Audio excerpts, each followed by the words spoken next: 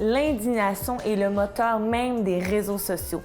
Parfois, ces publications remplies de colère, d'agressivité, d'injustice sont déclenchées par une perception erronée d'une situation. Mais d'autres fois, elles révèlent réellement une injustice sociale. Aujourd'hui, décortiquons ensemble le phénomène de l'indignation à l'ère des réseaux sociaux.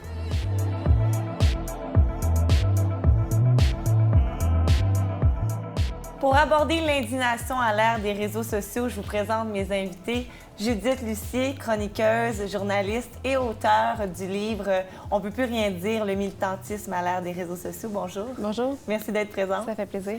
Et Naila Rabel, que vous reconnaissez sûrement le visage. Naila, tu suis beaucoup l'actualité, tu adhères à plusieurs tendances. Tu es donc l'invitée parfaite pour Focus. Et aujourd'hui, on pourrait dire que souvent tu t'indignes sur les réseaux sociaux quand même. Ouais. Entre autres choses. Un peu de ça. Donc voilà pourquoi tu es présente aujourd'hui. Judith, on fait référence à quoi lorsqu'on parle d'indignation? Bien, c'est le fait, souvent sur les réseaux sociaux, c'est de réagir très rapidement, très fortement à quelque chose. Ça peut être, puis à l'ère des réseaux sociaux, ça peut être des banalités, une phrase qui a été dite de travers, une intention qui a été mal comprise. Puis moi, dans mon livre, je voulais m'intéresser justement au jugement qu'on porte par rapport à ceux qui s'indignent. Souvent, on va dire « Ah, ces temps-ci, on s'indigne pour rien ».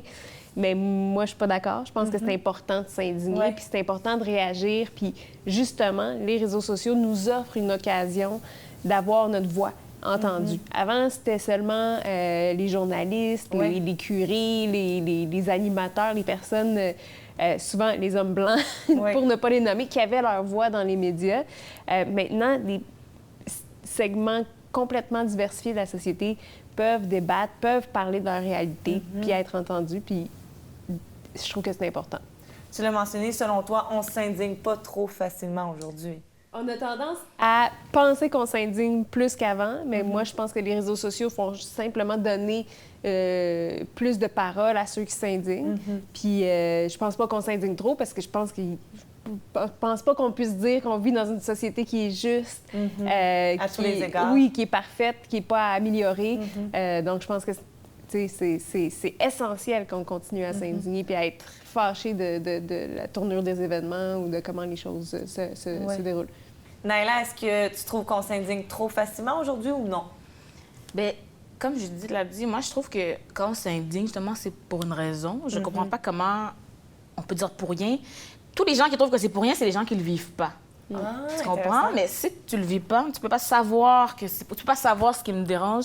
Puis si ça me dérange, même si toi, même si quelqu'un il se dit « Ah, mais moi, là, ça me dérangerait vraiment pas qu'on me traite de sale négresse dans le bus. » OK, peut-être, mais moi, ça me dérange. Fait que moi, je vais le dire.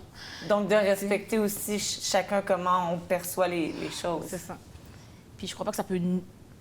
Je sais qu'il y a des manières, des fois, de le dire qui sont plus agressives que d'autres, mais je crois pas que ça peut nuire d'écouter ce que les gens qui s'indignent disent, parce que le but, c'est d'améliorer après, tu comprends? Fait que si moi, je pète une coche, justement, parce que je trouve que ça se dit pas à dire négresse, bien...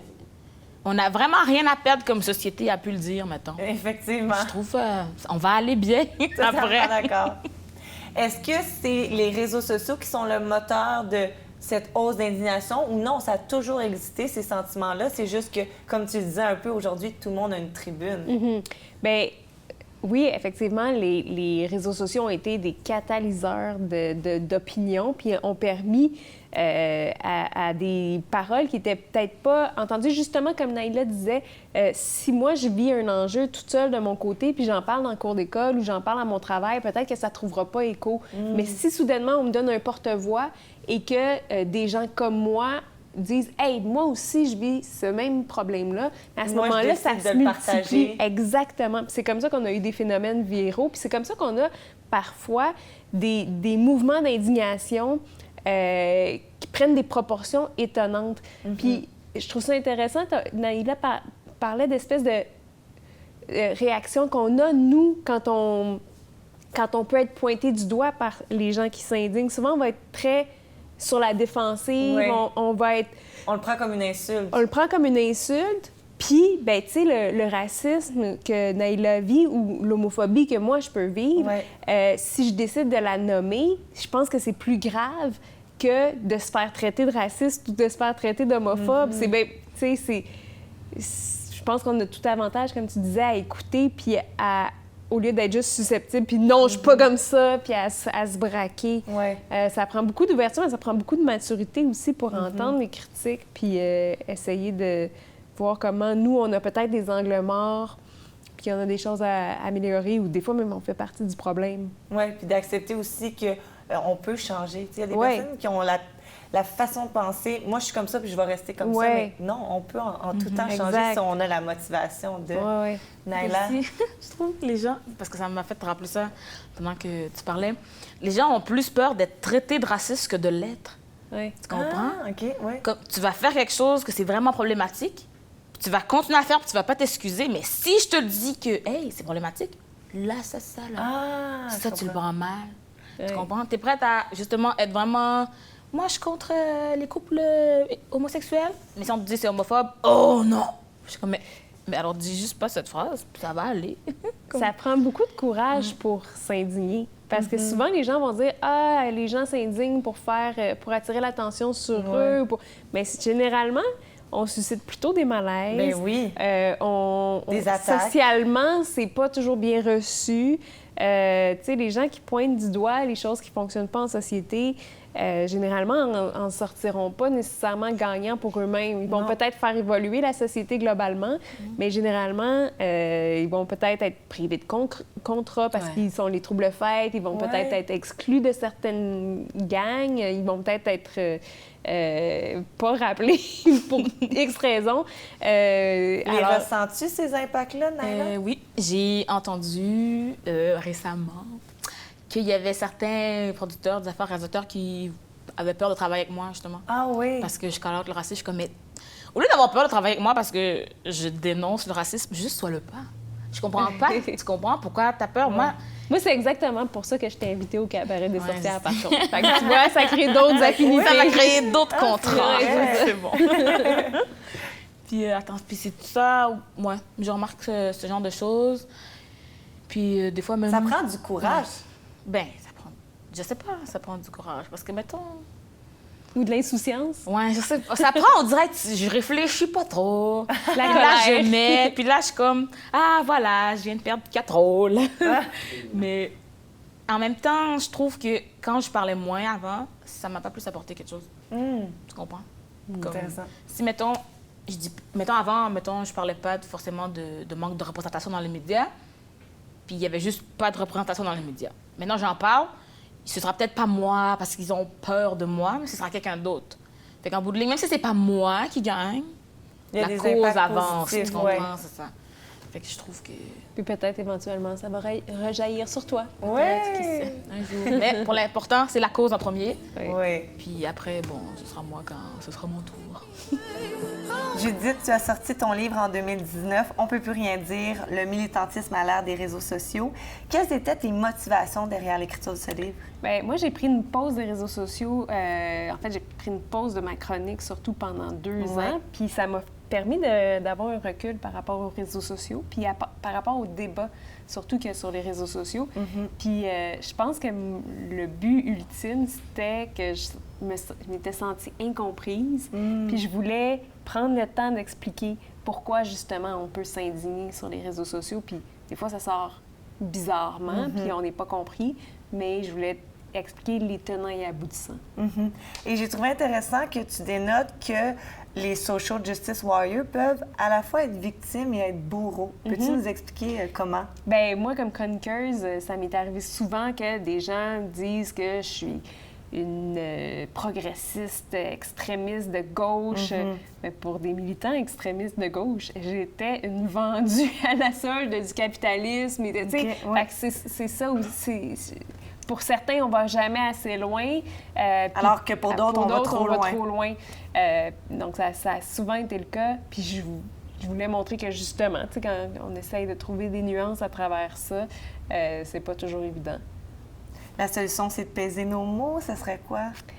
Ben, je voudrais pas qu'on entre dans une espèce d'ère d'autocensure. Moi, je pense que c'est le fun d'avoir des coups de gueule de temps en temps. Oui, c'est vrai. Par contre, moi, pour moi-même, je suis plus consciente de comment je suis perçue, puis comment mon mon ton peut être reçu, puis comment ça peut mal servir mon propos. Donc, je fais attention, puis j'essaie d'être toujours un peu dans l'empathie, puis d'essayer de comprendre un peu plus mon interlocuteur. Très intéressant, merci. C'est un plaisir. Avez-vous un exemple précis où un message d'indignation publié sur les réseaux sociaux a généré quelque chose de positif dans la société? Judith? Bien, moi, je pense que ça génère tout le temps quelque chose de positif dans la mesure où ça génère des discussions qui sont importantes. Tu sais, je pense à tout le débat qu'il y a eu autour de Slav ou même le débat qu'il y a eu à la suite d'une maladresse à la Saint-Jean-Baptiste où un défilé a eu une mise en scène, disons-le, raciste. Après ça, ça nous a permis d'avoir la discussion puis de dire, bien, même si ces gens-là, leur intention, c'était pas évidemment de mettre en scène une situation...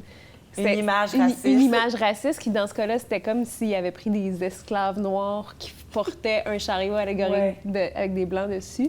C'est sûr que c'était pas leur intention de créer cette imagerie-là. C'est un manque de jugement, cette journée-là. C'est un manque, pas de jugement. Pour moi, c'est un manque de c'est juste qu'ils s'en sont pas rendus compte parce qu'ils sont pas sensibilisés à ça. C'est la nuance que j'apporterais dans le sens où, tu sais, souvent, les gens vont être très sur la défensive parce qu'ils vont se faire dire qu'ils ont été racistes. Bien, moi, je pense plus qu'ils ont manqué de sensibilité ou qu'ils ont été... Mais peut-être que je suis en train de white-washer. Non, je pense aussi ça. Tu sais, je pense qu'il faut... Justement, c'est l'importance d'écouter. Quand on écoute, on devient pas tout de suite paniqué puis penser que genre, j'ai fait quelque chose de pas correct, je suis une mauvaise personne. C'est de dire, ben non, évidemment, c'était pas intentionnel, c'est pas ça que j'ai voulu faire, mais peut-être que j'aurais pu être plus sensible. C'est la nuance. Puis ça, pour moi, ça a été la discussion. Après ça, il y a peut-être des gens qui n'ont pas évolué en même temps que le groupe. Il y a toujours des gens qui restent un petit peu en arrière. Ça leur prend peut-être un peu plus de temps à comprendre. Puis, mais je pense qu'on en sort toujours gagnant. Tu sais, il y a des exemples d'expressions d'indignation qui ont été moins habiles. Je te dirais un exemple, sur un plateau de télévision français, il y a une personne non-binaire qui a piqué une crise parce que cette personne-là s'est faite considérer comme un monsieur. Et c'était une personne qui porte une barbe, qui a une apparence de monsieur, puis là, qui se met en colère. « Je ne suis pas un monsieur! » Là, tout le monde a ri, tu sais, parce que... C'est très masculin. Oui, puis c'est juste cet extrait-là qui est passé. Après ça, cette personne-là, peut-être que sa colère était légitimisée par le fait que l'animateur, en coulisses, ils se sont dit, ça a été discuté plusieurs fois qu'il n'était pas un monsieur qui se considérait comme une personne non-binaire. Là, il y avait une raison de se fâcher. Exactement, mais pour le public qui a juste vu la petite clip sur YouTube, mais c'est pas très efficace, c'est pas très pédagogique parce qu'on voit juste une personne en colère, fait qu'on a l'impression que c'est un sujet qui est vraiment abordé avec des pincettes, que c'est difficile, que c'est compliqué, qu'on va se faire réprimander. Que ça crée pas un climat de discussion qui est très agréable. Même si je comprends sa colère, puis je pense qu'elle est légitime, je pense que c'était peut-être pas habile de la part de cette personne-là. Mais ça, c'est un peu le danger avec les réseaux sociaux, dans le sens que, comme tu dis, on voit qu'une fraction de la situation.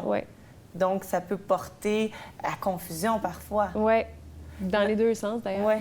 Mais comme tu disais tantôt, je trouve c'est pas vraiment défendre les gens, c'est qu'on le sait pas jusqu'à ce qu'on le sache, tu sais. Je veux dire, c'est correct que tu as fait quelque chose, c'était pas ton intention, mais c'est ça qui est arrivé, fait que accepte-le, excuse-toi, recommence plus. Tu sais, essaye de te mettre à la place de l'autre, tu comprends? C'est sûr que dans ma vie, j'ai sûrement eu c'est sûr là, que j'ai eu des propos discriminatoires envers je ne sais qui. Mais c'est juste, si tu me le dis, je vais être comme, OK. Tu vas l'accepter. C'est ça. Tu vas t'excuser. Je comprends que c'est pas à moi d'être attaquée, c'est toi qui es blessé par ce que je viens de dire. Fait que je vais m'excuser d'abord, tu sais, je vais m'excuser, puis après ça, Des fois, on a de la difficulté à voir, tu sais, à se mettre dans la peau de l'autre. On est d'abord en train de protéger notre ego. C'est ça la chose la plus importante. Puis, tu sais, ça peut être... Je comprends que ça soit difficile. C'est pas simple. C'est des relations sociales, c'est de l'ego, c'est notre personne qui est remise en question. Il y a un travail à faire en tant que société. Quel rôle les médias traditionnels devraient prendre face à l'indignation dans les réseaux sociaux? Est-ce que c'est toujours pertinent d'embarquer dans ces controverses en même temps, on peut pas ignorer le fait que ça génère beaucoup de clics. Et en ce moment, on est en plein dans une crise des médias. Ça devient avantageux pour eux. Mais je pense que c'est important, le rôle des médias, justement, quand on est face à des réseaux sociaux qui nous offrent peu de contexte, qui s'emballent, bien, je pense que le rôle des médias, c'est de contextualiser l'indignation, d'amener plusieurs acteurs à expliquer leur point de vue, d'aller plus en profondeur, puis d'expliquer un peu, mais tu sais, je pense que les médias, moi, je suis journaliste, fait que j'ai la culture journalistique, je la connais assez bien. Là. On a une espèce d'obsession pour la neutralité puis l'objectivité, puis ça n'existe pas vraiment. Puis on va avoir tendance à vouloir montrer les deux côtés de la médaille comme si ça pouvait être équivalent. Mais je pense que les médias ont un rôle d'équilibrer les forces puis de prendre en considération que Naila, qui exprime son point de vue sur le racisme, par exemple, est peut-être, tu sais, toute seule ou peut-être avec un groupe d'individus, mais elle a peu de pouvoir par rapport à des méga grosses organisations. Fait que c'est important comme de rééquilibrer les forces, pas de prendre pour acquis que tout est égal, puis que tout s'équivaut, puis que chaque point de vue est aussi valide. C'est pas vrai. Quand des politiciens disent que les changements climatiques, c'est une opinion, bien, ça n'a pas de valeur. Je veux dire, c'est pas vrai que c'est l'autre côté d'une médaille. Là. Il y a un consensus scientifique au sujet des changements climatiques. C'est pas une opinion. Non. C'est pas, c'est une opinion qui est invalide. On ne peut pas mettre ça sur un pied d'égalité. Non, fait exact. Que, donc, de donner la parole à tous, mais de tenir, s'assurer... exactement, de s'assurer puis qu'il y ait de la véracité dans ce qu'il dit, puis qu'il y ait un équilibre, puis de rééquilibrer les forces. Naila? Des fois, je trouve que... Je sais pas s'il manque de recherche ou il manque de recherche du point de vue que tu n'es pas d'accord, dans le sens où, mettons, moi, même à l'école, là, quand on fait une recherche, on apprend à regarder les deux côtés, les trois côtés, les 15 côtés. Même si je suis pas d'accord avec ça, il faut quand même que je cherche, parce qu'il y a des choses vraies dans même les choses que je suis contre. Je suis fondamentalement contre telle affaire, mais ils ont une raison de penser ça. Fait que d'aller chercher, tu comprends, même, mettons, c'est ça, moi, je dirais que en général, tu me dis, on est contre l'immigration, je vais pas être d'accord avec ça. Mais les gens disent pas ça pour le fun dans le vide. Là. Il y a des gens qui ont des raisons. Ça peut être une raison économique. Mais regarde, moi, je suis pas une experte en économie. Alors, je peux pas les nier. Non, exact. Telle affaire. Mais il y a des recherches qui disent que c'est bon, des recherches qui disent que c'est pas bon. Tu sais, va dans les deux. Va pas juste dans celle qui fait ton affaire puis qui va avec les ce que tu penses. Les médias sont assez... c'est assez uniforme. Là. Les gens qui travaillent dans les médias, souvent, c'est des Blancs, c'est des personnes qui ont de l'argent. Fait que c'est... La même opinion 50 fois. Oui, c'est ça. Et c'est pas très diversifié. C'est un peu un cercle vicieux. Naila, quelles sont les injustices sociales qui te portent à cœur? C'est sûr que je parle vraiment beaucoup de racisme et de grossophobie ces temps-ci. C'est vraiment la grossophobie, mon sujet préféré. Parce qu'il y a beaucoup d'autres sujets que je sens que je suis pas la meilleure porte-parole. Tu comprends? Justement, parler d'homophobie, transphobie. J'ai bien beau vouloir parler. Je crois que les personnes plus concernées devraient... En parler. Oui, c'est ça. En plus, la place, peut-être, pour en parler. Puis leur opinion est plus valide. Oui, effectivement. Moi, je peux juste imaginer c'est quoi vivre de la transphobie, mais je sais pas pour vrai. Mais de la grossophobie, ça, c'est vraiment... C'est mon sport préféré depuis quelques semaines. Là. Si une personne blanche se mettait à revendiquer des injustices raciales, est-ce que tu le prendrais mal ou non, parce qu'il y a quand même une bonne intention? Moi, personnellement, je le prendrais pas mal, sauf si tu tais les autres, tu fais taire les autres personnes concernées. Qui sont les personnes concernées en premier. Si tu viens juste prendre le micro pour faire ton show, là, je vais être comme, mais cocotte, allô? Si tu veux l'égalité, laisse l'autre parler également. Mais si c'est juste... Des fois, c'est qu'il y a certaines personnes qui voudront pas m'entendre parler, mais qui vont t'écouter. Fait que ces personnes-là, c'est mieux. Même si avec toi, on fait OK, on y va ensemble. T'as parlé, j'ai parlé, mais ils ont plus écouté parce que t'étais là. Puis j'ai pu avoir mon mot à dire aussi. Il faut juste trouver comment on le fait. Cohabiter ensemble et co-travailler ensemble là-dedans, mais toujours en laissant la première place à la personne qui est concernée dans l'enjeu. Super. Merci, Naila. Continue de dénoter toutes les injustices sociales qui te touchent à cœur. À cœur, voilà. I will do. Les réseaux sociaux ont généré un nouveau concept, les Social Justice Warriors. Judith t'en parle beaucoup dans ton livre. Pour nos téléspectateurs, qu'est-ce qu'un social justice warrior? Bien, le social justice warrior, c'est un peu la caricature de la personne qui s'indigne contre tout et rien sur les réseaux sociaux. C'est quelqu'un qui est très à gauche, qui est féministe, antiraciste, contre l'oppression des genres et des classes. C'est moi aussi. Oui. Puis moi, je pense que c'est une caricature que j'ai voulu rétablir dans mon livre. C'est-à-dire que j'ai voulu montrer que ces personnes-là qui s'indignent, nous, de l'extérieur, parce qu'on n'a peut-être pas toujours les codes, tu sais, je veux dire, j'ai pas autant de connaissances sur le racisme que Naïla peut en avoir, ou j'ai pas... mais par contre, je suis très, très, très ferrée en ce qui est des identités de genre. Ça, je suis assez bonne. Mais tu sais, donc on a chacun nos spécialités, donc ça peut arriver que quelqu'un qui arrive avec des concepts que je connais pas, mon réflexe, ça va être de les ridiculiser, puis de dire, mon Dieu, il exagère, franchement, l'hétéronormativité, il sort ces grands mots. Mais c'est des mots qui existent pour exprimer des réalités qui sont tout à fait légitimes. Et donc, je voulais, dans mon livre, rétablir un peu la réputation de ces personnes-là qui s'expriment parfois maladroitement, mais ça part d'un bon fond. Ça part tellement d'un bon fond que ces gens-là, parfois, vont se rendre malades à force d'être incompris, ils vont faire des dépressions, parce que c'est vraiment des enjeux qui leur tiennent à cœur, fondamentalement, puis qui trouvent... C'est des injustices auxquelles ils croient profondément. Donc, c'est pas des gens qui font ça pour se faire valoir ou se mettre en valeur. C'est pas ça. C'est vraiment dénoncer des injustices sociales qui nous portent à cœur. Exactement. Naïla, est-ce que tu es une social justice warrior? J'imagine que oui. Mais moi, ce que je me demande, c'est comment on fait pour ne pas l'être. Moi, je comprends juste pas. Comment il y a des gens qui n'ont pas vraiment d'intérêt parfois à vouloir changer la société. Il y a des gens pour qui ils vivent le jour, puis c'est correct comme ça, là. C'est intéressant, parce que moi aussi, j'aurais pas pensé pourquoi des gens voudraient pas améliorer la société, mais en fait, c'est parce que ces gens-là, la société les avantage. Donc, c'est sûr qu'ils veulent pas améliorer, ils veulent pas que ça change, étant donné que le statu quo les bénéficie. Peut-être que c'est ça. Oui, ça peut être une raison. Parce que sinon... Moi, mettons, je vois une injustice, mais je peux comprendre, OK, dans le sens de que je voudrais pas que ça me nuise, OK? Je vais pas souhaiter que tout d'un coup, ce soit l'inverse par rapport, mettons, je rentre quelque part, puis tout est fait pour les droitiers. Je vais pas souhaiter que tout soit fait pour les gauchers, la gang. Mais s'il y a un gaucher... C'est ça. Mais si un gaucher fait comme, est-ce que ce soit pour les ambidextres? Je vais pas me battre contre ça.